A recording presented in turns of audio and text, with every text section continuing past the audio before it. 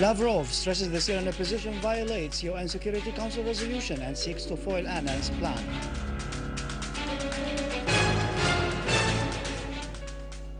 Lebanese foreign minister emphasizes that the kidnapped Lebanese citizens are being held by an armed group affiliated with the opposition.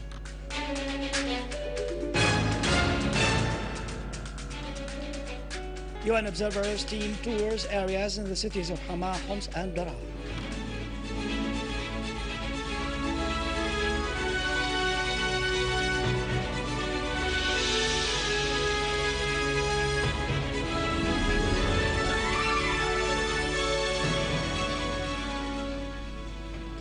Good afternoon, ladies and gentlemen. Welcome to our news for today. Russian Foreign Minister Sergei Lavrov has accused the Syrian opposition of grave violations of the UN Security Council's resolution and of attempts to undermine Kofi Annan's plan. In a press conference, Lavrov said the armed groups and the sides financing them have a clear objective, namely to blow up Annan's plan, which seeks to solve the crisis peacefully, thus violating the UN Security Council resolution, which fully endorses the plan that calls on all opposition groups, including the armed opposition, not only the government, to stop the violence immediately. Lavrov has called for an end to the policy of double standards concerning the Syrian issue. He pointed out that as the government is expected to implement the provisions of Annan's plan, nothing is done to curb the opposition or to ask it to do the same. He added that, as a matter of fact, certain sides encourage the opposition to continue its military provocations. Lavrov warned against real dangers that may ensue from transferring the crisis in Syria into Lebanon, as things may result in grave repercussions given Lebanon's history and components. Lavrov expressed deep concern over the attempts to deepen differences in Lebanon, affirming that what is happening there constitutes a serious development of events that should be avoided at any price.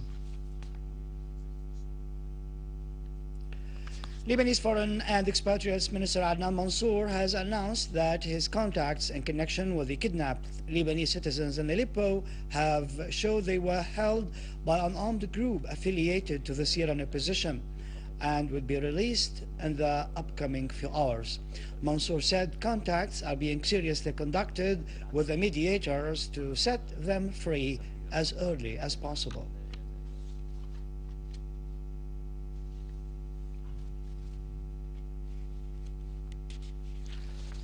Lavrov's statements came after an armed terrorist group kidnapped yesterday 11 Lebanese citizens and the driver of their bus, a Syrian national, while they were on their way back to Iran, from Iran to Lebanon via Aleppo.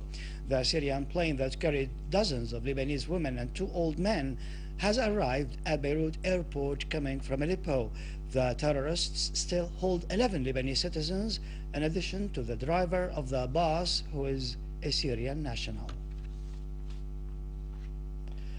A UN monitors delegation today met the governor of Hama, Mr. Annan. Discussion covered the necessary coordination mechanisms and raising the number of the observers and the governorate to 28. Dr. Naim stressed that the governorate offers all facilities and measures for the success of the international observers' mission. He called on the members of the delegation to verify the authenticity of the information and data they receive during their interviews with citizens. A UN observers delegation also visited the 8th of March Al-Karama, Dawar, Rayes and the police residential area in Homs and met the inhabitants there.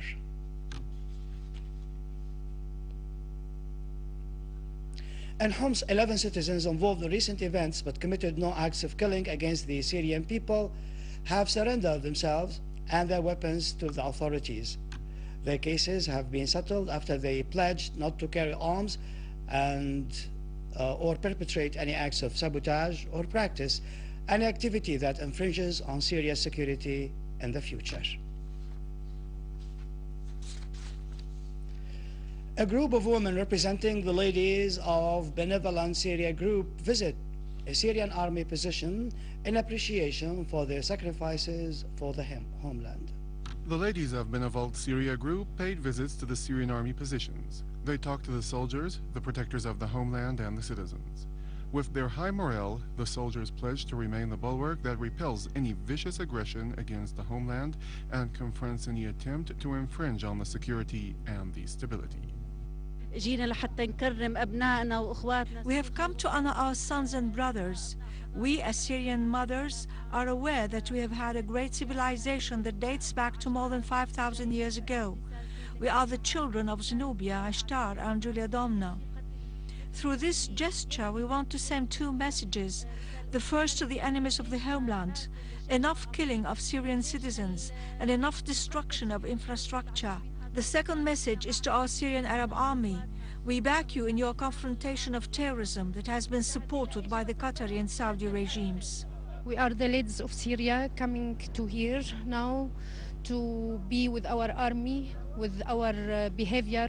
This army is our children, our brothers, our fathers.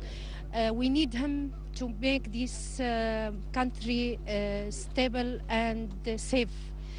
We come here to tell you how much we love you, how much stand behind you. We, women of Syria, have come to greet the Syrian Arab army in its positions. We know they are defending Syria, our motherland, and the security of our children and grandchildren.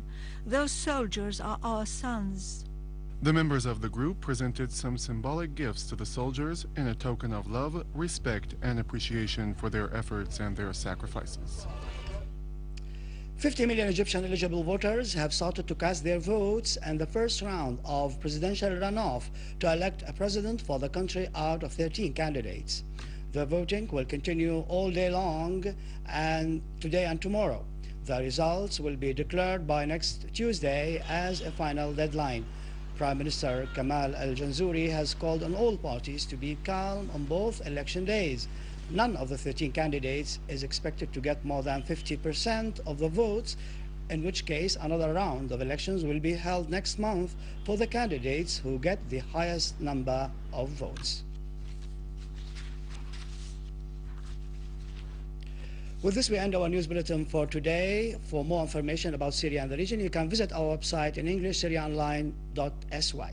Up next, the latest